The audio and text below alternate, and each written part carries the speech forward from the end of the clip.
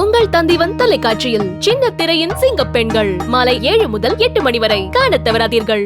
மதுரையில் சரக்கு வாகனங்களில் பூ ஏற்றி வந்த விவசாயிகளை சார்பு ஆய்வாளர் ஒருவர் ஆபாச வார்த்தைகளால் திட்டிய சம்பவம் அதிர்ச்சியை ஏற்படுத்தியுள்ளது.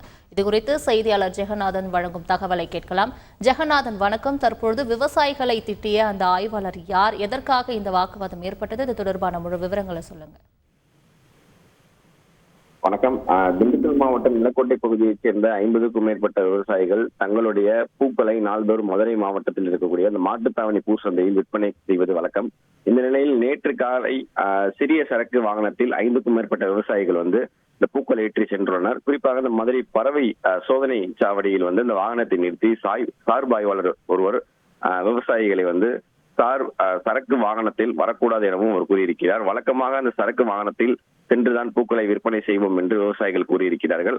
அதற்கு சார்பு ஆய்வாளர் ஆபாசமான வார்த்தைகளால் அவர்களை பேசியதோடு செருப்பை கொண்டு அடிப்பேன் என்றும் மிரட்டியிருக்கிறார். குறிப்பாக இந்த செயலில் ஈடுபட்ட சார்பு ஆய்வாளர் மீது உரிய நடவடிக்கை எடுக்க வேண்டும் என்று தற்போது விவசாயிகள் மதுரையில் இருக்கக்கூடிய